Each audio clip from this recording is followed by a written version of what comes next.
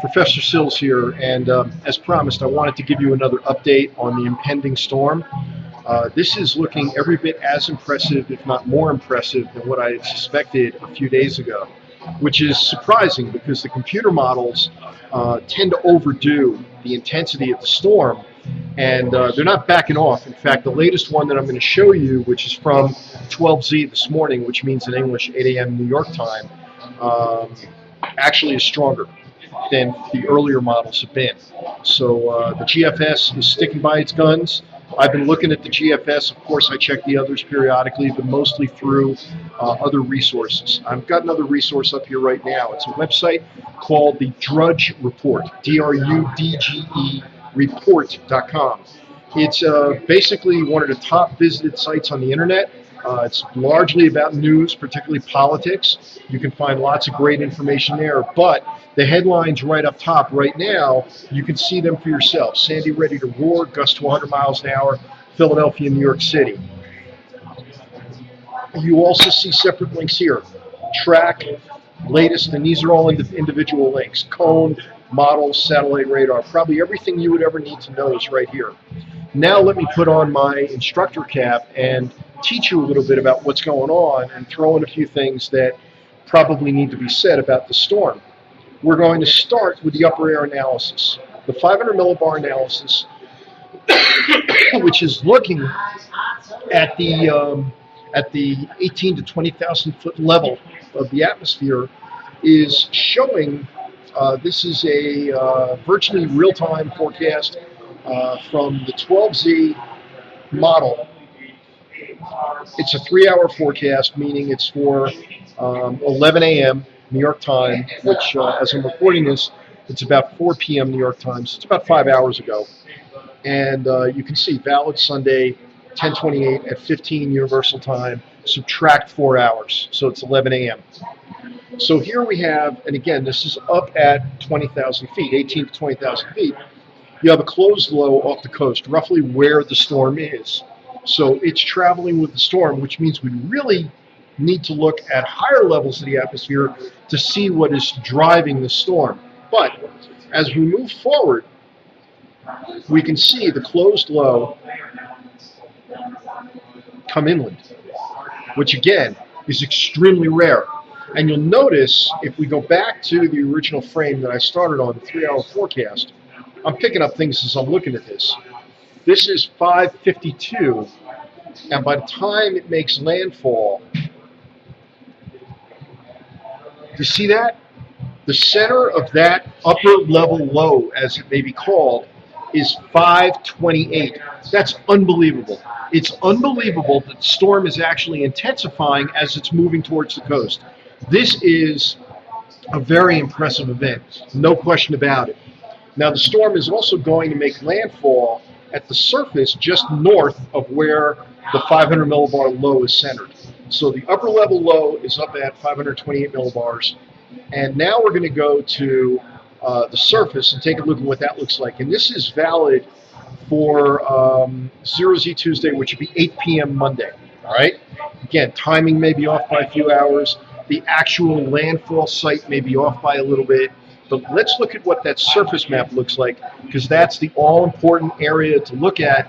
Of the worst quadrant of the storm is to be just north of the center, because again, circulation like this, the wind will be coming in off of the ocean and blowing the water inland. It's going to create two problems. It's going to create coastal flooding because you're going to have a storm surge. But in New Jersey, you've got a lot of rivers that meander their way down to the ocean, and not just South and Central Jersey.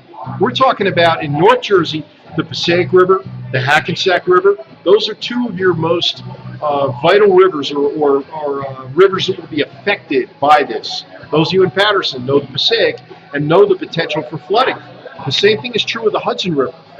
Now also, if this thing comes in a little further south, the Delaware River is into play because Delaware Bay is a giant funnel where the water is going to get pushed in and it can go nowhere but up. The same thing is true in New Jersey further north on the Hackensack and on the Passaic rivers, because that water will go in and up. So you're going to find areas like Little Ferry, New Jersey, probably Little Falls, New Jersey, Wayne, New Jersey, Butler, New Jersey, and these are areas nowhere near the coastline, are probably going to experience incredible flooding as a result of a persistent onshore flow, the tidal surge coming in, the backup of the rivers. You've got a number of combination of factors, and I understand there's also a full moon. Add to it.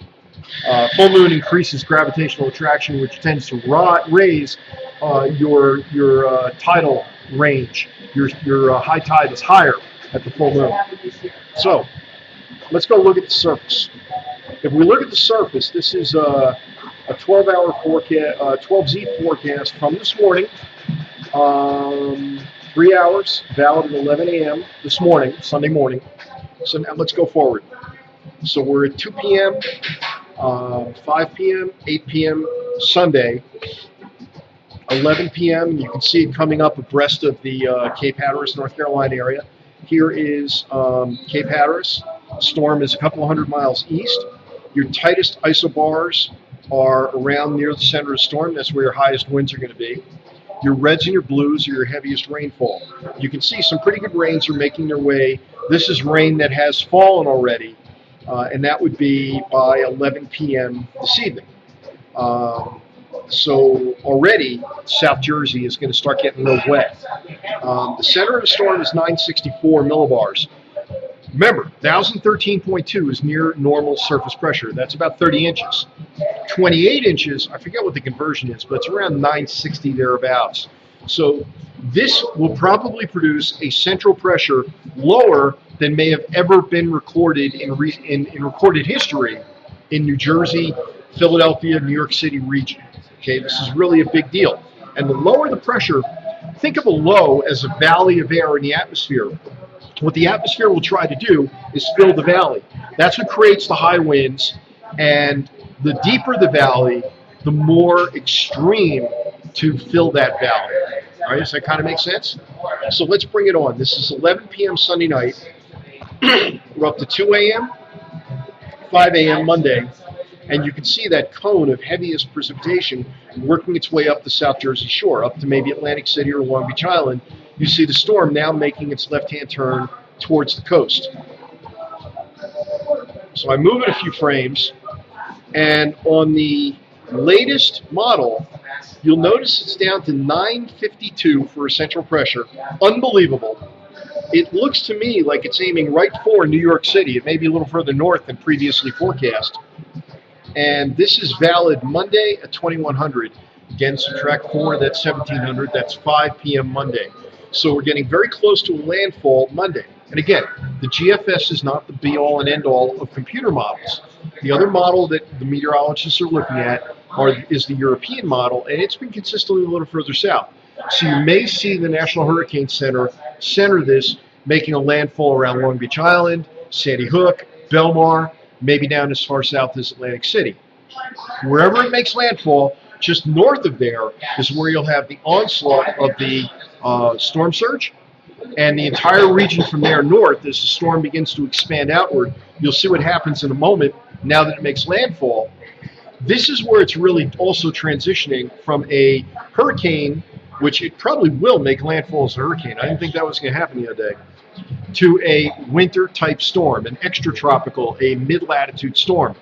The difference is that hurricanes are warm core. They only form in warm water. They require the warm water, as I was explaining the other day, in order to form, because they're counting on water evaporating, and that rising water will eventually recondense and release energy as it recondenses, because it requires energy to evaporate water. It releases energy when water vapor condenses. Okay, replay that to make sense out of that. Now, a winter storm, on the other hand, is also relying on cold air. Now, I'll point something out. This is again 5 p.m. Monday. You see that 540 thickness line that you've heard me talk about? That's poking in behind the storm. That means that there will probably be snow falling in the southwestern quadrant of the storm. In fact, if you look at the National Weather Service forecast for southern and eastern West Virginia, they could get 20 to 30 inches of snow out of this thing. It's incredible. Snowshoe, West Virginia must be in heaven, because they're a ski area town, and to get snow like this in October is just unheard of. But this could be a blockbuster snowstorm for that part of West Virginia. Now, eventually the cold air is going to dry up and it's going to melt back, and that won't be a big deal, but they're going to get a lot of snow. Now, as I go forward, the storm comes inland as a 9:52 and stays strong at 8 p.m. Monday. It's beginning to weaken now on the inland move, but all it's really doing is spreading out its influence. So what's going to happen is the winds will let up just a little bit. Instead of being near hurricane or maybe even above hurricane force, they're going to be below hurricane force, tropical storm force, on trees that probably still have their leaves, and the storm's breadth will be increasing. In other words, a mid-latitude storm usually affects a wider area. So what you see here is heavy rainfall by 8 o'clock in the evening on Monday that is stretching all the way from southwestern Pennsylvania all the way through Long Island. So you've got a massive region being impacted. Now as we move this thing along, the rain begins to let up, the intensity begins to let up, but it's still a 972 millibar low sitting over south-central, southwestern Pennsylvania, and that is on Tuesday afternoon, or Tuesday morning at 11 a.m. So as I move this forward, so the big event's going to be Monday night. Now it begins to ever so slowly move its way northward. And it looks like it's winding its way out, and this is by Wednesday night. It's winding its way out. The rain should be over. The wind should begin to let up, but you still have a low-pressure storm system sitting out over western New York and over southern Ontario. So as I move this into the future,